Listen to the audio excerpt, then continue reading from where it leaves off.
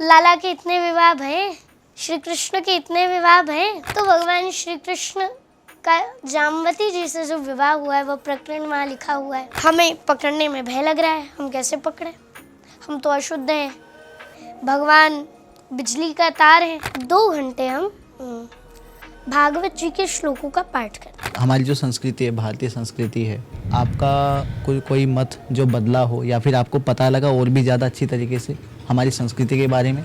श्रीमद् भागवत पुराण और गीता जी में जब मैं 8-9 साल का लड़का था, छोटा था, तब मैं ना कार्टून देखता था टीवी पर। टीवी में भी लगभग कृष्ण लीलाएं ही चलती हैं। आपका फेवरेट सब्जेक्ट क्या है? संस्कृत, साइंस और हिंदी। परंतु जब ग्रंथ पढ़ा तो उसके बारे में और डीप एनालिसिस। किसने आपकी हेल्प की, किसने आपको सपोर्ट किया, आपकी फैमिली में, आपके टीचर्स में, आपके दोस्तों में से? आपने इतने श्लोक, इतने चौपाइयाँ आपने कंठस्थ किए हैं, याद किए, कैसे किए? कोई स्पेसिफिक कोई मेथड है, कोई तरीका है? मेथड तो है लेकिन थोड़ा डिफिकल्ट है। जी बताइए थोड़ा, कैसे डिफिकल्ट है? जितनी बार उसका रस खोजने के लिए इच्छा करो उतनी बार कुछ अलग नया मिलता है। ये भगवान का जो चरित्र है ये समुद्र के जैसा अपार है। अब समुद्र की कोई गहराई आंक सकता है? भागवत पुराण से आपने क्या सीखा है जिसको आपने ना अपने डेली लाइफ में यूज़ करना स्टार्ट कर दिया है, इम्प्लीमेंट कर दिया है? प्रातः काल उठ के रघुनाथा मातु पिता गुरु नावै। मैं आपसे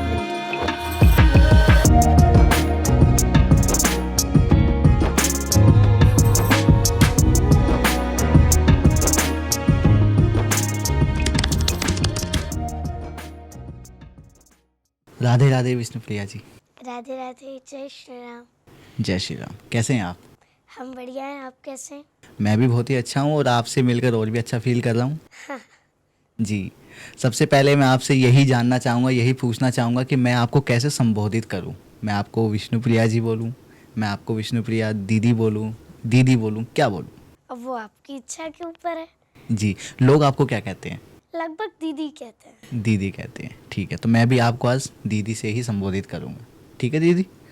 ठीक है। मैं सबसे पहले अपने जो दर्शक हैं, जो सब्सक्राइबर्स, उनको बताना चाहूँगा कि आज हम मिलने वाले हैं विष्णुप्रिया जी से, और उर्फ दीदी, हमारी दीदी।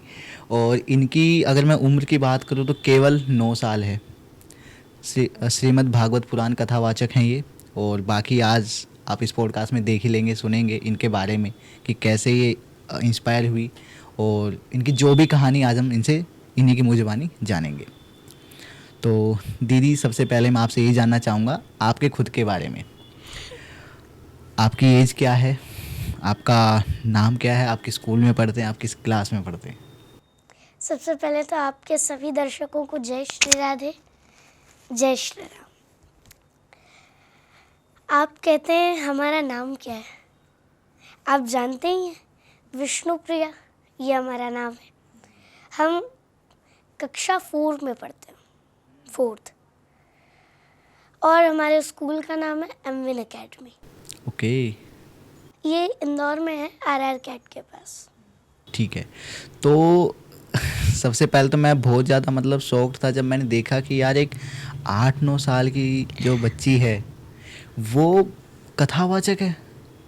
मतलब मुझे अगर कोई बताता ना कि यार एक 8-9 साल की एक लड़की है, एक बच्ची है जो कि ऐसे कथा सुनाती है, भागवत पुराण सुनाती है, भागवत गीता का पाठ करती हैं, कथा सुनाती हैं, कथावाचक है, तो मुझे शायद विश्वास नहीं होता। मैंने खुद अपनी आंखों से देखा, तब जाके मुझे विश्वास हुआ। मैं आपसे जानना चाहूँगा सबसे पहले कि किस चीज़ ने आपको इंस्पायर किया? कब आपको फील हुआ कि नहीं, मुझे तो भागवत पुराण की कथा करनी चाहिए, मुझे कथावाचक बनना चाहिए? देखिए, पहले तो मेरे मन में बहुत सी आकांक्षाएं थी कि मैं ये करूँगी, मैं वो करूँगी, मैं ऐसा करूँगी। लेकिन फिर जब धीरे धीरे मैं बड़ी हुई, धीरे धीरे हमारे घर में ऐसे तो दिन भर कथा ही चलती रहती थी। पहले से ही माहौल पूरा कथा का था, कथा ही चलते रहती थी। वो अब बचपन से ही व्यक्ति जो चीज़ें सुनेगा, जो ऑरा रहेगा, उसी में व्यक्ति परिवर्तित हो जाता है। ऐसा ही एक ऑरा था। दिन भर हमारे पिताजी कथा ही लगा के रखते थे। पूज्य दादा गुरुदेव की कथा चलती ही रहती थी, सुनते रहते थे। अब जब मैंने कथाओं का श्रवण अपने पूरे मन से किया, जब तक तो दिमाग नहीं था, जब तक समझ नहीं आता था। उसके बाद जब समझ आने लगा, तब मैंने जब कथा का अध्ययन किया, कथा को श्रवण किया, तब मुझे जाकर लगा कि मुझे कोई काम नहीं करना, मुझे कथा करनी है। कथा सबसे सुंदर है। जी। और किसने आपकी हेल्प की, किसने आपको सपोर्ट किया, आपकी फैमिली में, आपके टीचर्स में, आपके दोस्तों में से, कि नहीं आप जाओ और करो? लगभग सभी ने सपोर्ट किया, लेकिन सबसे ज़्यादा सपोर्ट मेरे पिताजी और माताजी का रहा है। उन्होंने ही सबसे पहले समझा कि मुझे इस चीज़ में इंटरेस्ट आ रहा है। मैं दिन भर टीवी के सामने वही चीज़ सुनती रहती थी, देखती रहती थी, उसी में मस्त रहती थी। उन्होंने ये जाना कि मुझे इसमें इंटरेस्ट आ रहा है। वैसे स्कूल ने भी, टीचर्स ने भी किया, हेल्प की, लेकिन सबसे ज़्यादा मेरे मदर फादर ने की। जी, मैं सच बताऊं तो मैं खुद को आपके सामने, जो आपके शब्द हैं, जो आपका उच्चारण है, वो देख के मैं खुद को बहुत बड़ा अज्ञानी फील कर रहा हूँ आपके सामने।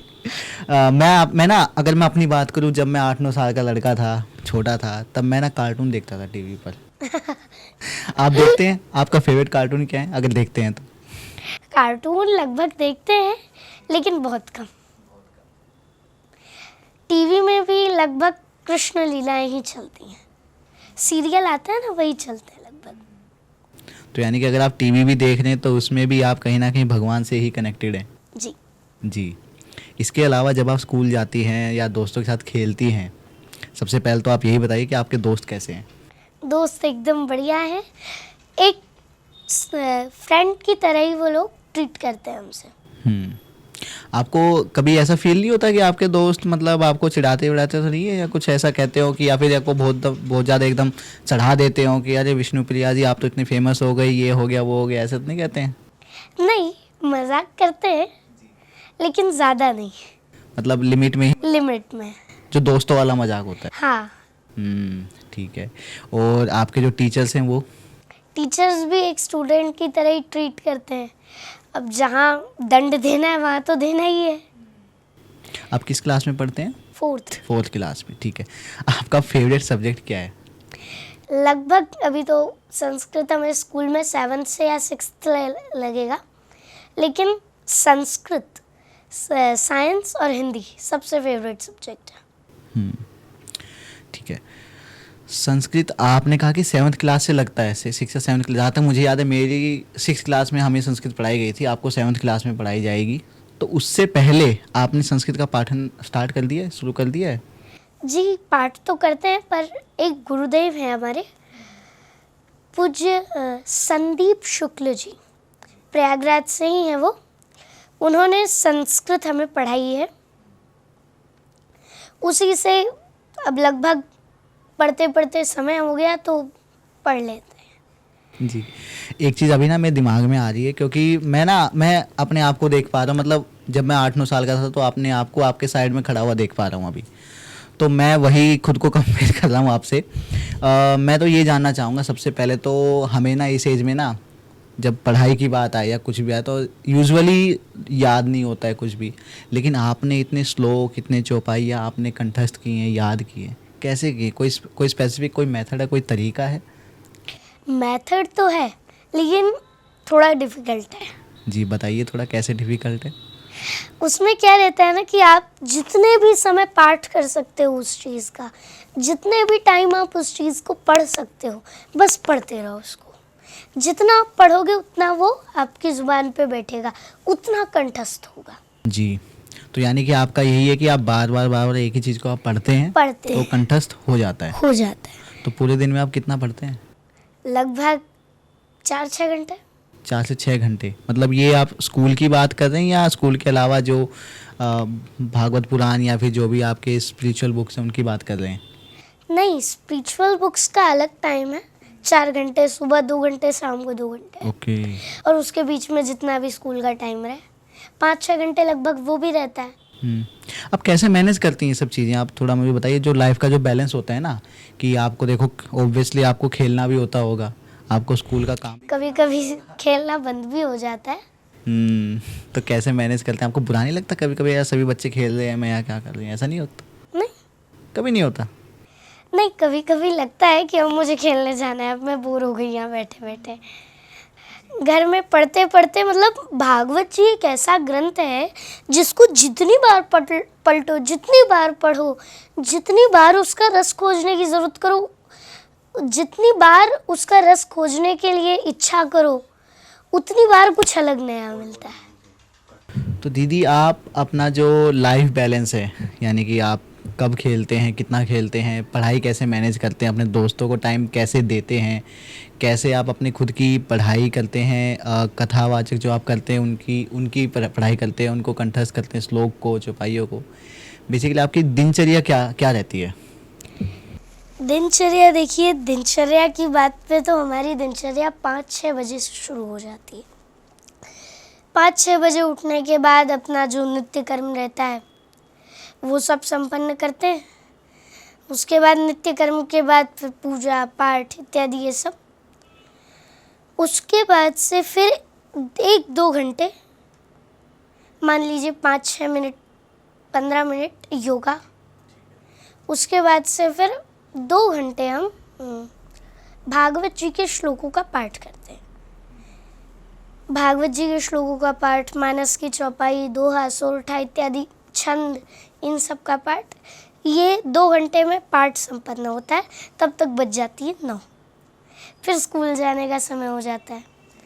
स्कूल पहुंचते हैं तो फिर वो लगभग 3 बजे छुट्टी होती है। 3 साढ़े 3 बजे के बाद घर आने के बाद स्कूल का सारा वर्क पहले कंप्लीट कर लो, नहीं तो फिर वो बचता है कि अब वो है, अब उसको कैसे करें। तो पहले वहाँ से आने के बाद स्कूल का वर्क कंप्लीट कर लिया, फिर उसके बाद मन किया तो खेलने चले गए, नहीं मन किया तो भागवत जी पढ़ने लगे। अब क्या है, क्योंकि भागवत जी पढ़ते पढ़ते ऐसा प्रतीत होने लगता है उसका हर एक पेज आप कितनी बार भी पलट दो, कितनी बार भी आप एक ही पेज पलट दो, आपको कुछ नया मिल जाएगा। जितनी बार आप उस पेज को देखोगे, उस पेज को पढ़ोगे, उतनी बार कुछ नया मिलेगा। भागवत जी ग्रंथ ऐसा है कि आप जितनी बार पढ़ रहे हो उतनी बार कुछ अलग, कुछ नया आपको एहसास होगा कि कुछ अलग मैंने पढ़ा इस बार, उस बार मैंने कुछ अलग पढ़ा था, अब मैं कुछ और अलग पढ़ रहा हूँ, अब मैं कुछ ऐसा पढ़ रहा हूँ। ऐसा फील होता है अंदर से। और फिर क्या, भागवत जी पढ़ने लग जाओ तो फिर उठने का मन भी नहीं करता है। जी, ऐसा क्या है जो आप नहीं करते हो? ऐसा क्या है? जी। हम लगभग खेलना ज़्यादा बंद रहता है, उसके बाद सारे काम तो रूटीन वाइज चलते रहते हैं। खेलना ही कुछ दिनों बंद रहता है। अभी जून चल रही है, स्कूल की छुट्टियां चल रही होंगी, जी। तो अभी हॉलीडेज होमवर्क कौन करेगा? आप तो यहाँ बैठे हैं मेरे साथ। हॉलीडेज होमवर्क हम ही करेंगे। आधा हो गया है, आधा बचा है। अच्छा, आधा हो भी गया। मैं तो जो था, मैं तो लास्ट एक हफ्ते में या 2 से 4 दिन में करता था मैं तो। जी, मैं आपसे थोड़ा जानना चाहूँगा, आपने ना काफ़ी कुछ बता दिया कि आप कथा इतनी बार पढ़ते हैं, इतनी बार उसका पाठन करते हैं, तो मैं आपसे थोड़ा जानना चाहूँगा कि आपका फेवरेट श्लोक या चौपाई क्या है और क्यों है? अब आपने बात करी है फेवरेट चीज़ की, फेवरेट चौपाई, श्लोक इत्यादि की। जी। मेरा सबसे फेवरेट श्लोक भागवत जी का है वृत्तासुर के चरित्र की, वृत्तासुर की स्तुति। अहम हरे तव पादैकमूल दासानुदासो भवितास्मि भूय मनः स्मरेता सुपतेर्गुणांस्ते गृणीतवा कर्म करोतु काय। ये श्लोक मुझे सबसे प्रिय है। इसका अर्थ आप सुनेंगे तो ये आपको भी प्रिय लगने लगेगा, इतना सुंदर है इसका अर्थ। अहम हरे तव पादैकमूल, हे हरे, हे हरि, मुझे आपके चरणों की दासता चाहिए। हे सरकार, मुझे अपने चरणों की दासत्व दे दीजिए। अब आप बोलेंगे भगवान श्री हरि ने उनसे कहा, वृत्तासुर से, एक असुर ही था ये, परंतु वो भगवान का बड़ा भक्त था। इसने ये स्तुति, देवराज इंद्र ने इसका मर्दन किया था, इसे मारा था, परंतु जब युद्ध प्रारंभ हुआ था उस समय युद्ध प्रारंभ करने के पूर्व वृत्तासुर ने ये स्तुति गाई थी भगवान की। जी 4 श्लोकों में। संत जन इन 4 श्लोकों को चारों पुरुषार्थों का नाम देते हैं। ये जो हम सुन रहे हैं ये धर्म का है। जी अहम हरे तव पादैकमूल दासानुदासो भवितास्मि भूया। हे हरे, आप मुझे अपने चरणों की सेवा दे दीजिए, मुझे अपना दासत्व स्वीकार, अपने दास के रूप में स्वीकार कर लीजिए। तब भगवान बोले, क्यों भाई, मैं तुम्हें कैसे स्वीकार कर सकता हूँ, तुम तो एक असुर हो। तो बोले, यदि मुझे नहीं स्वीकार कर सकते तो मुझे अपने भक्तों का भक्त बना दीजिए। देखिए, पूज्य दादा गुरुदेव बड़ा ही सुंदर इसका उदाहरण देते हैं। आपको लग रहा है मुझे बिजली का तार पकड़ना है, आप सोच रहे हो, आपको भय लग रहा है। अब बिजली का तार कोई पकड़ने जाए तो भय तो लगेगा ना।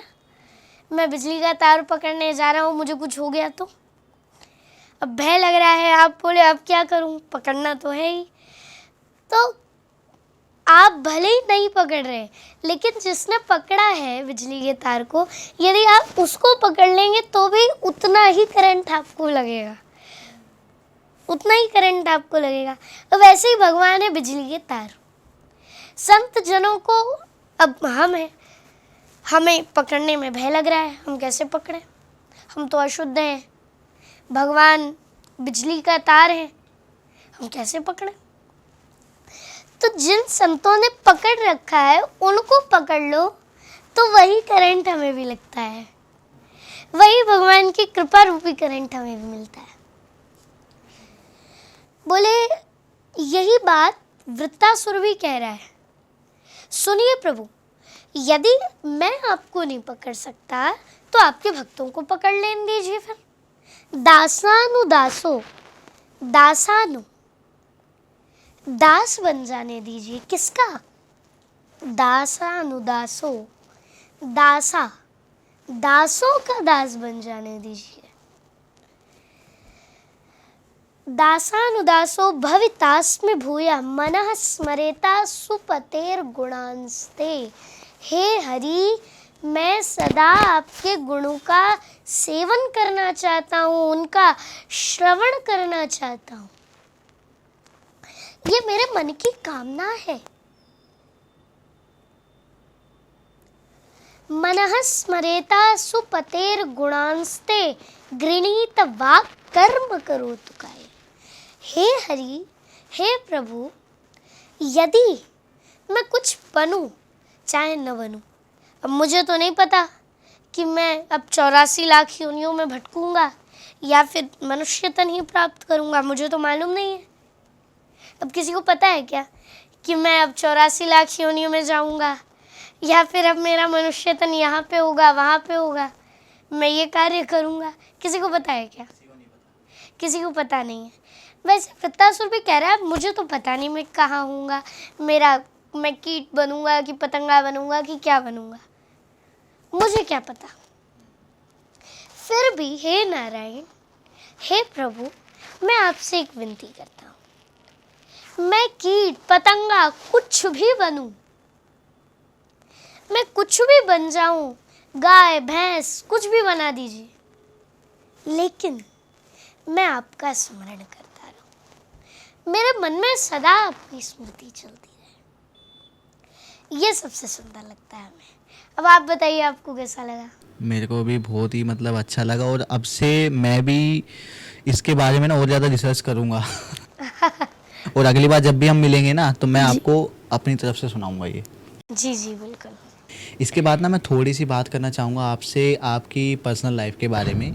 आपने जो आप कथा वाचन करते हैं उसमें, उस जर्नी के दौरान ऐसा आपने क्या सीखा है भागवत पुराण से, आपने क्या सीखा है जिसको आपने ना अपने डेली लाइफ में यूज़ करना स्टार्ट कर दिया है, इम्प्लीमेंट कर दिया है? भागवत जी से ऐसे तो बहुत सी बातें सीखने को मिलती हैं।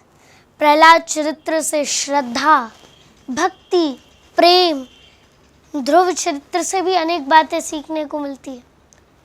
अभी तो हमारी उम्र जैसे 9 वर्ष है, ध्रुव जी ने तो 5 वर्ष की अवस्था में भगवान का दर्शन कर लिया था। हम्म, कई बातें हैं, कई चीजें ध्रुव जी के जीवन से, प्रहलाद जी के जीवन से, भगवान की लीलाओं से हमें सीखने को मिलती है। पर विशेषता मुझे जो सबसे अच्छा लगता है वो एक चीज़ है। क्या? मैंने जो अपनी लाइफ में इम्प्रूव किया है वो भगवान की दिनचर्या है। भगवान की दिनचर्या भागवत जी में वर्णित है। एक बार नारद जी ने सोचा, चलो देख आवे, लाला के इतने विवाह भये, श्री कृष्ण के इतने विवाह भये, पता नहीं किसके साथ कब रहते होंगे, किसके साथ कब रहते होंगे। 108 तो विवाह ही भये, 56 करोड़ यदुवंशी है, किस किस के साथ फिरते होंगे ये, देख के तो आए। नारद जी ने भगवान की पूरी दिनचर्या का दर्शन किया है और वर्णन भी किया है नारद जी ने। नारद जी गए तो भगवान सुबह ब्रह्म काल में, ब्रह्म मुहूर्त में भगवान उठते हैं। भगवान अपनी सारी दिनचर्या इत्यादि जो भी नैतिक कर्म होता है, नित्य का कर्म होता है, वह सब भगवान समेटते हैं, करते हैं। उठते से ही भगवान का एक नियम अवश्य है, प्रात काल उठ के रघुनाथा, मात पिता गुरु नावहि माता। प्रात काल भगवान उठते हैं और सबसे पहले कोई कार्य करें चाहे न करें, सबसे पहले अपने माता पिता और गुरुदेव सांदीपनी जी के चरणों में प्रणाम निवेदित करते हैं। उसके बाद भगवान को जो भी उनका नित्य का कर्म रहता है वो करते हैं। और अपना नित्य का कर्म करने के बाद भगवान फिर अपनी सुधर्मा सभा में विराजते हैं। और उसके बाद जो भी राजनीतिक चर्चाएं हैं वो सब होती हैं। भगवान की ये दिनचर्या हमें बहुत सुंदर लगती है। जो भी आप करें, बहुत सुंदर दिनचर्या है भगवान की। भागवत जी में तो पूरा विस्तृत रूप से वर्णन है भगवान क्या क्या करते हैं, परंतु नारद जी ने जितना वर्णन किया है वो हम जितना कर सकते हैं। अब भागवत जी तो व्यास जी ने लिखी है जी। ये व्यास जी तो, अब उनका ज्ञान तो अपार था क्योंकि वो तो भगवान के कलावतार थे। अब हमारी तो बुद्धि छोटी है।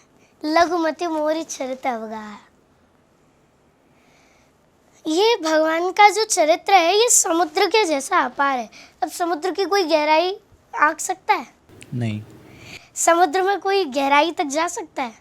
नहीं। वैसे ही ये भगवान की लीला भी एक समुद्र है। हरि अनंत, हरि कथा अनंता। वैसे अनंत में तो सागर भी कम ही है, सागर से भी ऊंचा, सबसे ज्यादा अनंत। अनंत बहुत ज्यादा की सीमा में आता है। हरि अनंत, हरि स्वयं अनंत है और फिर तो उनकी लीला भी अनंत है। जी। आप जहाँ कहीं देखिए थोड़ा थोड़ा है। देवी भागवत में देखें तो भगवान श्री कृष्ण का जामवती जी से जो विवाह हुआ है वह प्रकरण वहाँ लिखा हुआ है। भगवान श्री कृष्ण का राधा जी से विवाह होगा ये शिव पुराण में वर्णित है। ब्रह्म वैवर्त पुराण में आप जाकर देखें तो वहाँ भगवान श्री कृष्ण की लीलाएं हैं। वहाँ वर्णित है कि राधा रानी की लीलाएं क्या हुई, भगवान श्री कृष्ण ने और क्या क्या लीलाएं करी। पद्म पुराण में भी भागवत जी से रिलेटेड बहुत बातें हैं। आप किसी भी पुराण में जाकर देखिए, ये पुराण एक दूसरे से मिलते जुलते हैं। कहीं भी आप जाकर के देखिए। अब ये तो व्यास जी ने अपनी मति के अनुसार लिखा, उनकी मति तो अपार थी। अब हमारी मति तो छोटी है, हमारी मति उतनी थोड़ी है कि हम उतना बोल पाए। हमारी मति तो छोटी है, तो जितना मति के भीतर आएगा उतना ही निकलेगा।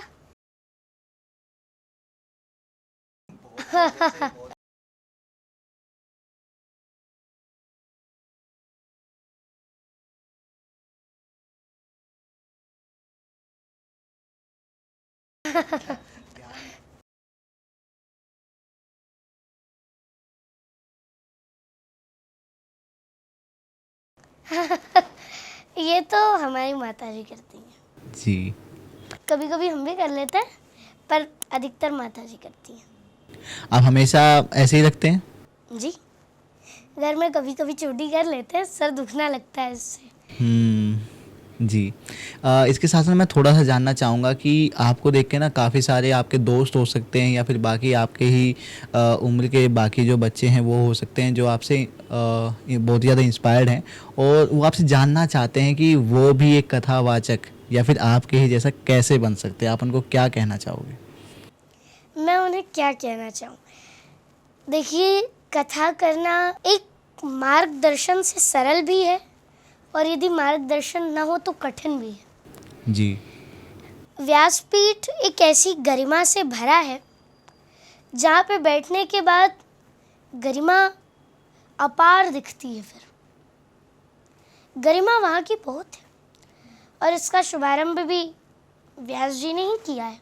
कृष्ण द्वैपायन वेद व्यास जी ने ही इसका शुभारंभ भी किया है। जी। देखिए, मार्गदर्शन एक गुरु के द्वारा ही हो सकता है और कथा तो देखिए बहुत बड़े बड़े विद्वान हैं, आप उनसे भी सीख सकते हैं। आज बहुत बड़े बड़े विद्वान हो रहे हैं, अच्छी अच्छी कथाएं हो रही हैं, आप उनसे भी सीख सकते हैं और लोग इंस्पायर्ड भी होते हैं किसी किसी से। अभी आपने कहा कुछ लोग हमसे भी इंस्पायर्ड हैं, अब हमें नहीं पता। बहुत लोग हैं, मैं खुद हूँ। इसके साथ ना मैं थोड़ा सा जानना चाहूँगा आपसे कि देखो जब आपने पाठ करना स्टार्ट किया जी, उसके बाद से आप जो हमारी जो संस्कृति है, भारतीय संस्कृति है, उसके बारे में आपका कोई मत जो बदला हो या फिर आपको पता लगा और भी ज़्यादा अच्छी तरीके से हमारी संस्कृति के बारे में? देखिए, पहले तो जो हम वीडियोस देखते थे मोबाइल पे या फिर टीवी इत्यादि पे, उसी पे विश्वास कर लेते थे। जब तक ग्रंथ नहीं पढ़े थे तब तक उसी पे विश्वास हो जाता था। हाँ, यही होगा, ऐसा ही कुछ होगा, उसी पे विश्वास हो जाता था। परंतु जब ग्रंथ पढ़ा तो वहाँ की एक अद्भुत लीला पता चली। जैसे निधिवन है, वहाँ कई लोग कहते हैं कि वहाँ रात्रि में भगवान जाते हैं। जी। रात्रि में वहाँ जितने भी घर हैं सब अपनी खिड़की इत्यादि बंद कर रहे थे। ये सत्य है। जी। ऐसा मतलब एक, जब हमने ग्रंथ नहीं पढ़ा था तब जो हम देखते थे उसी पे एक विश्वास हो जाता था कि हाँ ऐसा ही है, ये बता रहे हैं तो ऐसा ही होगा। ऐसा ही होगा। परंतु जब ग्रंथ पढ़ा तो उसके बारे में और डीप एनालिसिस हुआ और उसके बारे में गहन अध्ययन हुआ। जी। यहाँ पे भांडीर वन है, वृंदावन धाम में भांडीर वन, वहाँ पे लोग कहते हैं कि यहाँ पे भगवान श्री कृष्ण का विवाह हुआ था। ये सत्य है। यहाँ पे स्वयं ब्रह्मा जी ने आके भगवान का विवाह कराया था वेद मंत्रों से, राधा रानी से। ऐसा आप चाहे तो गर्ग संहिता में, ब्रह्म वैवर्त पुराण में, शिव पुराण में देख सकते। ऐसे कई ग्रंथों में इसका वर्णन है। जब हमने समझा और जाना कि इसके बारे में ऐसा और भी था, तब उसके बारे में और बहुत कुछ मालूम पड़ा। अब आजकल ज़्यादा बिना किसी चीज़ को पढ़े कुछ बोलना भी वो नहीं है, क्योंकि व्यासपीठ की एक गरिमा है, वहाँ से आप कोई भी अनधिकारी वक्तव्य नहीं दे सकते। जी। तो हमने सोचा कि अब ग्रंथों का अध्ययन तो करना ही पड़ेगा। बिना ग्रंथों का अध्ययन किए तो ज़्यादा डीप एनालिसिस होगा नहीं, तो हमने इसीलिए इसका अध्ययन किया। और इससे हमने और भी कई जगहों की, जैसे गोपेश्वर महादेव यहाँ मंदिर है, बहुत प्राचीन मंदिर है वो भी। यहीं पे राधा मानसरोवर है, यहाँ पे गोपेश्वर भगवान बन के आए थे जब, तो यहाँ पे उन्होंने स्नान किया था। ऐसे कई जगह हैं यहाँ पे जो एक प्राचीन तथ्य से, एक प्राचीन लीला से जुड़े हुए हैं। जी। जैसे दिल्ली को पुराने समय में इंद्रप्रस्थ कहा जाता था। जी। पांडवों की भूमि थी। अभी उसका नाम नई दिल्ली कर दिया है। पहले तो उसका एक महात्म्य था कि यहाँ पे पांडवों ने ऐसा किया, यहाँ पे पांडवों का राज्य चला। पहले तो वहाँ का एक महात्म्य था, अब भले ही न्यू दिल्ली नाम रख दिया हो। ये तो है।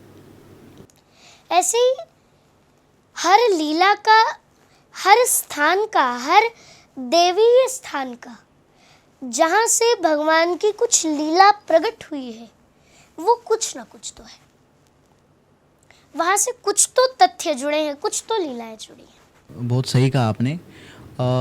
आपने ना कुछ पात्रों की बात की है, कुछ पात्र के बारे में आपने बताया है जिनके बारे में सब जानते हैं, और भी काफ़ी ऐसे लोग हैं, काफ़ी ऐसे शख्स हैं जिनके बारे में शायद लोग नहीं जानते। मैं आपसे थोड़ा जानना चाहूँगा कि आपके पाठन के दौरान कोई ऐसा पात्र जो आपको लगा हो कि नहीं ये मेरा पसंदीदा, ये मेरा फेवरेट है, या फिर ये मेरा इंस्पिरेशन है, ऐसा कोई पात्र? हमने आपको आगे भी बताया था वृत्तासुर, ध्रुव जी और प्रहलाद जी, इन तीनों से हमने खूब इंस्पिरेशन लिया है। जी। हम लोग कथा में भी ध्रुव जी की कथा तो सुनते हैं, लेकिन उनके जीवन पे उतना ध्यान नहीं देते। उनका जीवन एक आदर्श भक्त का जीवन रहा है। उन्होंने 5 महीने तपस्या करी है, मात्र 5 महीने। ध्रुव में 5 लेटर्स आते हैं इंग्लिश में लिखे तो। जी, DHRUV। ये 5 लेटर्स उनके नेम में भी है, और उनकी जो तपस्या है उसमें भी है। 5 महीने की उनकी तपस्या भी है। ये एक बहुत गहन विषय है। जैसे ये ध्रुव जो लेटर है ना, ये 5 लेटर्स, इनका अपना एक अलग अलग मीनिंग है। हर एक वर्ड का अपना एक अलग मीनिंग है। हर एक लेटर का अलग एक मीनिंग है। जी। ध्रुव में 5 लेटर्स हैं। डी से डिवोशन, जी। किसी वस्तु के प्रति समर्पित हो जाना। मैं इसके प्रति समर्पित हूँ, ये होगा। ध्रुव DH से हॉनेस्टी अर्थात ईमानदारी। अब हमें आर्मी की तैयारी करनी है, हमसे कहा जा रहा है भैया जाके सुबह दौड़ो 4-5 बजे उठ के। अब हम सोए पड़े हैं, रात को मोबाइल चला रहे थे, हमारी नींद ही नहीं खुल रही। अच्छा, हॉनेस्टी, ये ईमानदारी होनी चाहिए कि हाँ मुझे इस कार्य को करना है। ईमानदारी होनी चाहिए अपने लक्ष्य के प्रति। और उसके बाद तीसरा R, ध्रुव, रेगुलरिटी, नियमितता। नियमित स्वरूप में वह कार्य होता रहे। आपको जैसे आर्मी की तैयारी करनी है, आपको कह रहे हैं आप जाओ भाई दौड़ो, 2 दिन आप गए, तीसरे दिन आप सोए पड़े हैं, तीसरे दिन उठने की इच्छा ही नहीं हो रही है। ये है, हमें इसकी बहुत ज़रूरत होती है। Regularity, regular. अब किसी चीज़ को उठाना तो इजी है, लेकिन फिर उसको वहाँ मेंटेन करके रखना डिफ़िकल्ट है। उठाना तो इजी है, पर वहाँ मेंटेन करके रखना बहुत डिफ़िकल्ट है। जैसे, और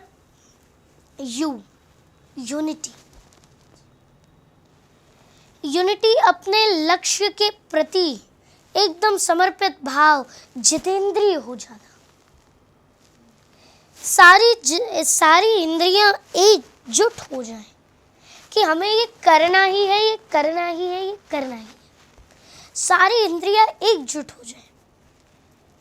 वैसा नहीं होना चाहिए कि हमें आर्मी की तैयारी करनी है, हमें सुबह भागने जाना है, हमने सोच तो रखा है कि भागने जाना है, और इधर रात भर हम मोबाइल चला रहे हैं, उसके बाद सुबह आंखें ही नहीं खुल रही हैं।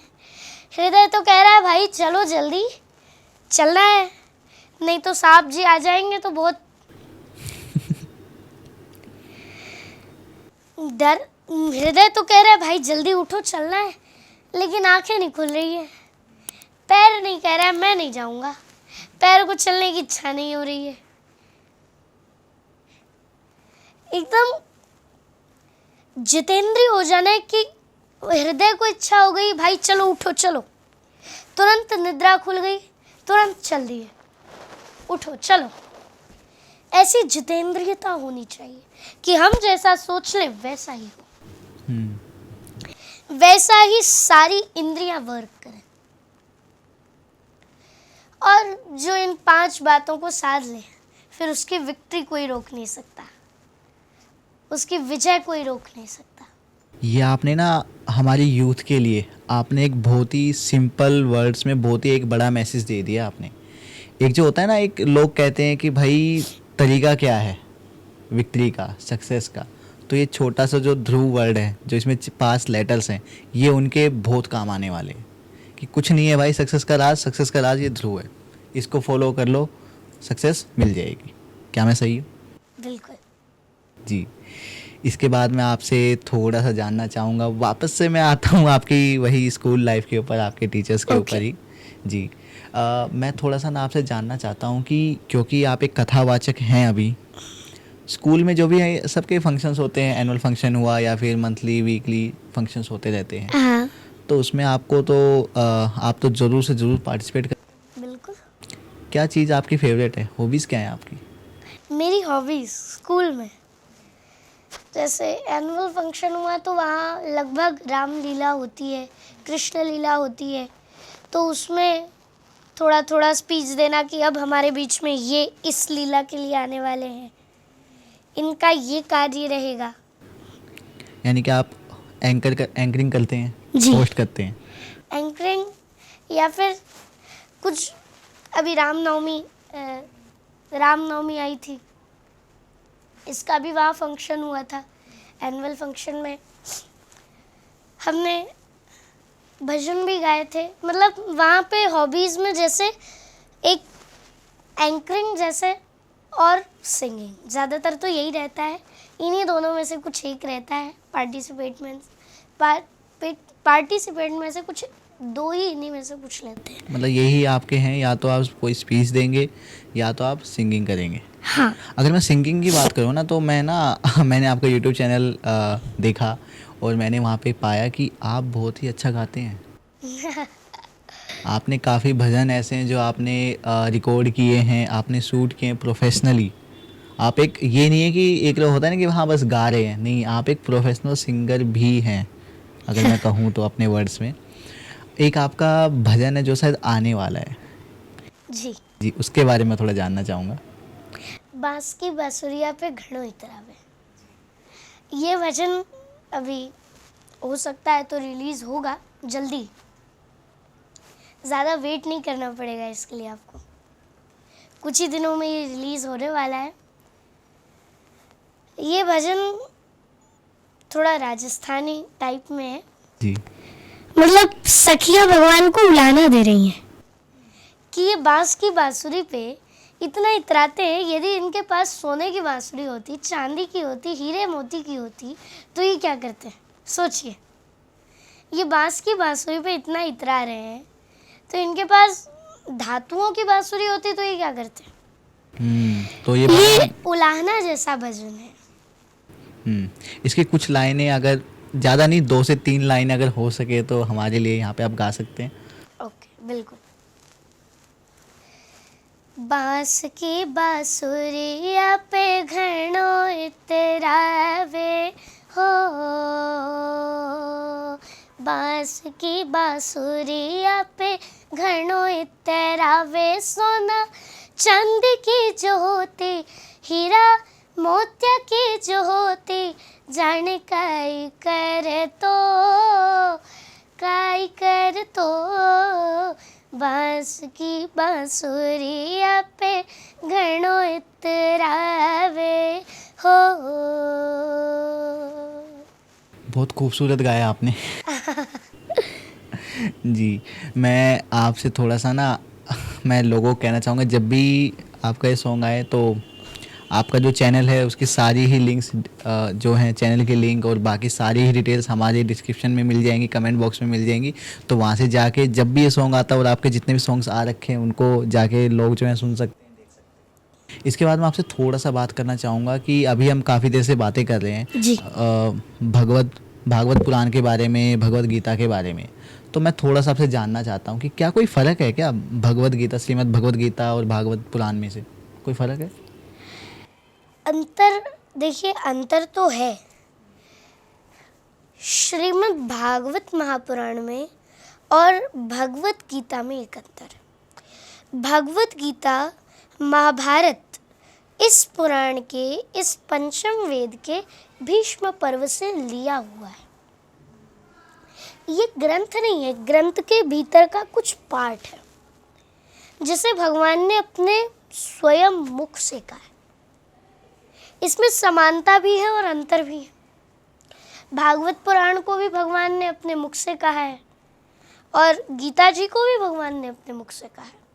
गीता जी का उपदेश भगवान ने अर्जुन को दिया है और भागवत जी का उपदेश भगवान ने नारायण स्वरूप में ब्रह्मा जी को दिया है। चतुर्श्लोकी भागवत का जो बीज ब्रह्मा जी से ब्रह्मा जी से व्यास जी, ब्रह्मा जी से नारद जी, नारद जी से व्यास जी, व्यास जी से फिर सुखदेव जी, ऐसे करते करते करते करते ये टपकता हुआ संसार में आया है। और इसी 4 श्लोकों को व्यास जी ने लेकर के एक बड़ा सा वृक्ष बनाया। ये 4 श्लोक तो मूल बीज के मात्र हैं। इसी से एक बड़ा वृक्ष खड़ा किया है सुखदेव जी ने 18,000 श्लोकों का। इसमें 335 अध्याय है और 12 स्कंद, 18,000 श्लोक है भागवत जी में। श्रीमद् भागवत पुराण और गीता जी में कुछ समानताएं भी हैं और कुछ अंतर भी हैं। समानताएं ये हैं कि भगवान ने दोनों को ही अपने मुख से कहा है। भागवत जी को भगवान ने आदि नारायण के स्वरूप में ब्रह्मा जी को चतुर्श्लोकी भागवत के स्वरूप में दिया है। ये चतुर्श्लोकी भागवत का भी बड़ा महात्म्य है। इसका एक बार पाठ करने से पूरी श्रीमद् भागवत के पाठ का फल मिलता है। अब वैसे ये बात कभी कभी के लिए है। अब जैसे स्कूल में होमवर्क दे रही है मैम, रोज होमवर्क दे रही है, एक दिन आपने नहीं किया तो मैम कहती है चलो ठीक है कल करके लाना, एक दिन के लिए मैम छोड़ती है। वैसे ही यदि किसी दिन आप पाठ करना, जितना भी आप एक पाठ करते हो वो यदि आप पाठ करना भूल गए तो ये 4 श्लोक भी पढ़ सकते हैं, लेकिन ये ऑलवेज के लिए नहीं है। हाँ, एक्सेप्शन मतलब आपको ये बैकअप के लिए दिया है कि यदि आप ये नहीं कर पाए तो ये कर लो। ये 4 श्लोक भी यदि आप पढ़ते हैं तो इसका महात्म्य इतना है कि पूरे श्रीमद् भागवत के 18,000 श्लोकों के पाठ का फल मिलता है। ये चारों श्लोक बड़े प्रभाव करने वाले, बड़े प्रभावित श्लोक हैं। तो इनमें समानताएं ये है और अंतर ये है, समानताएं तो और भी है। वह भगवत गीता में भी श्री भगवान वाच लिखा हुआ है। श्री भागवत जी में भी श्री भगवान वाच मिलता है। कई जगह लिखा हुआ है श्री भगवान वाच, यानी श्री भगवान ने कहा, श्री के पति श्री हरि ने कहा। इसका अर्थ ये निकला। ये श्री भगवान उवाच ये दोनों जगहों में। और अंतर यदि देखें तो वहां भगवान ने कर्म, धर्म, चारों पुरुषार्थों पे बड़ी बातचीत करी है। और इधर देखा जाए तो यहाँ पुरुषार्थ तो बताए हैं, व्यास जी ने ये भी बताया है, लेकिन भक्ति, प्रेम, श्रद्धा इस रस को प्रधानता देकर बताया है। पुरुषार्थ तो देखिए, व्यास जी ने सोचा पहले मैं पुरुषार्थ का ही वर्णन करूंगा। व्यास जी ने जितने ग्रंथ लिखे सब में पुरुषार्थ का वर्णन है, लेकिन इतने पुरुषार्थ का, इतने ज्ञान वैराग्य का वर्णन करने के बाद भी उनके मन को शांति नहीं मिली। नारद जी ने बताया कि आप भक्ति रस का गायन करिए, आपको तभी, आपके मन को तभी शांति मिलेगी जब आप भक्ति रस का गान करेंगे।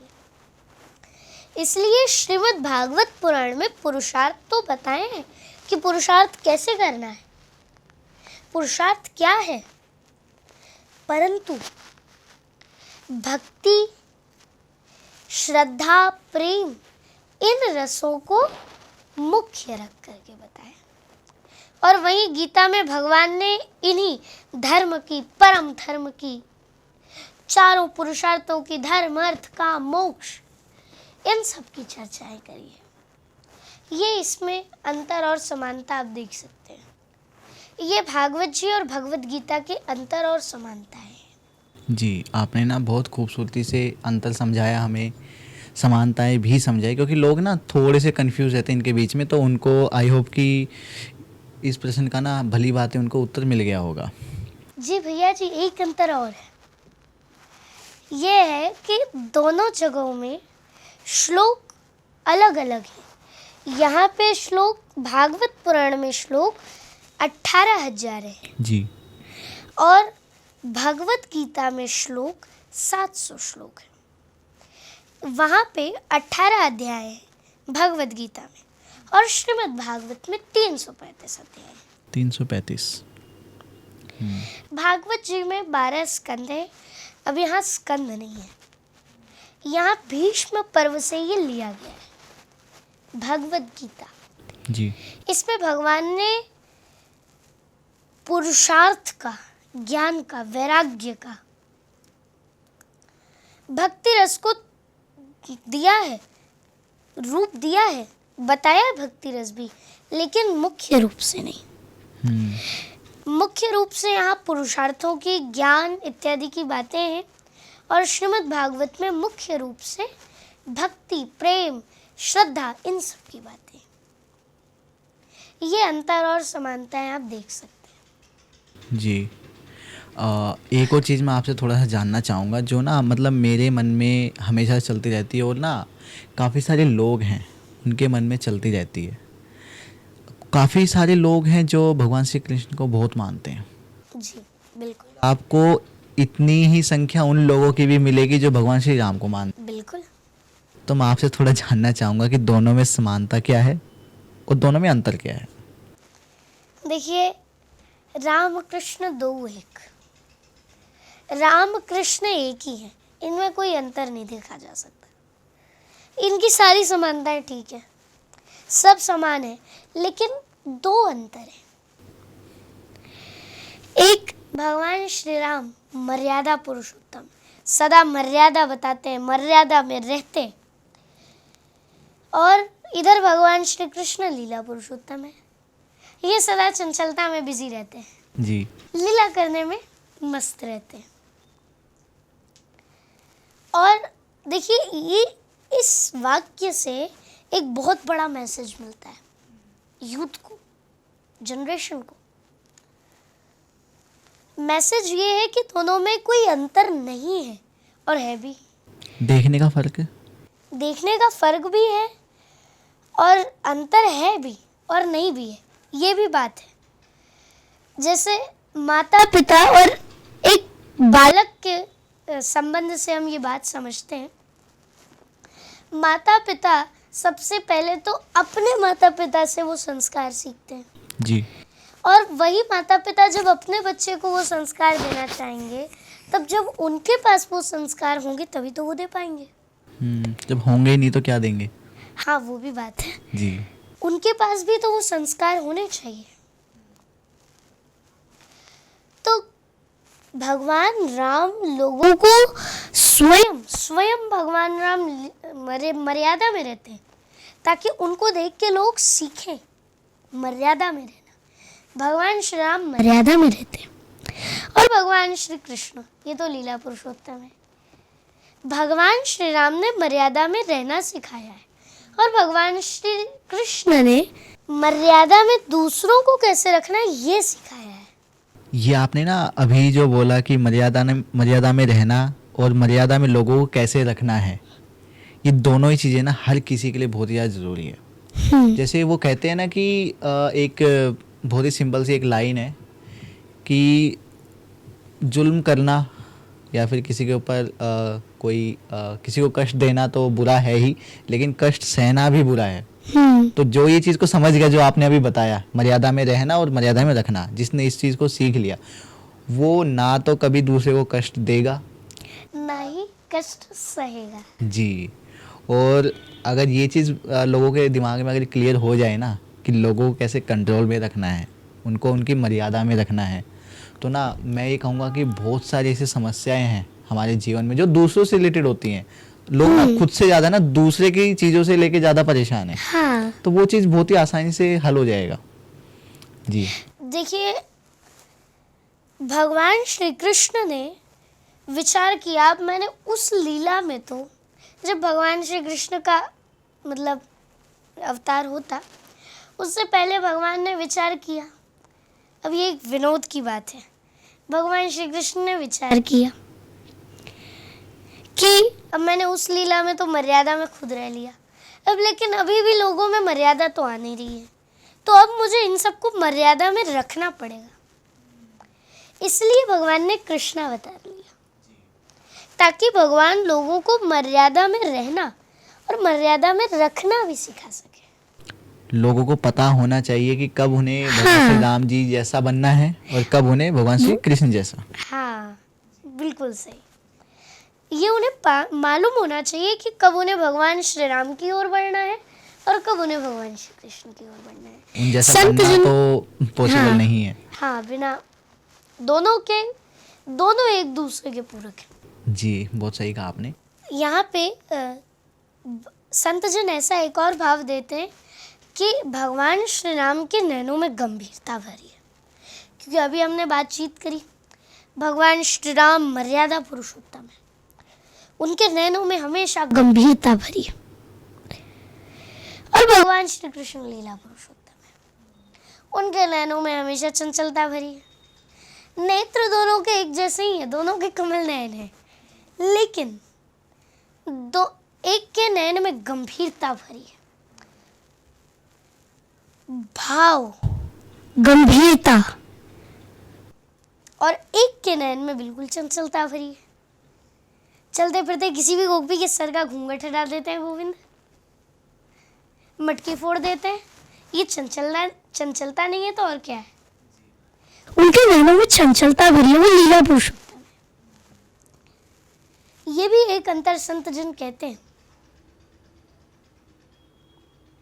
राम कृष्ण दो एक, अंतर नहीं है।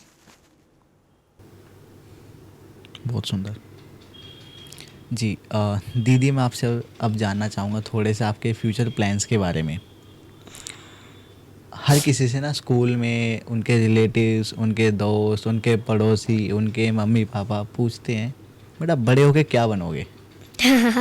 मैं भी आपसे थोड़ा जानना चाहूँगा कि आपके फ्यूचर के प्लान्स क्या हैं। कभी सोचा है इस बारे में? सोचा है जी, क्या सोचा है?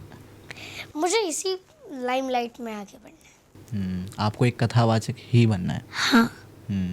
जी, और आप बहुत ही सही रास्ते पर हैं। आपने बताया था कि आप एक कथावाचक बनना चाहते हैं, ठीक है। तो मेरा क्वेश्चन आ रहा है, ठीक है? जी, लेकिन मैंने सुना है काफ़ी लोग ऐसा कहते हैं कि एक स्त्री ना कथावाचक नहीं हो सकती। आप इस बारे में क्या कहना चाहेंगे? देखिए, ये व्यास परंपरा है।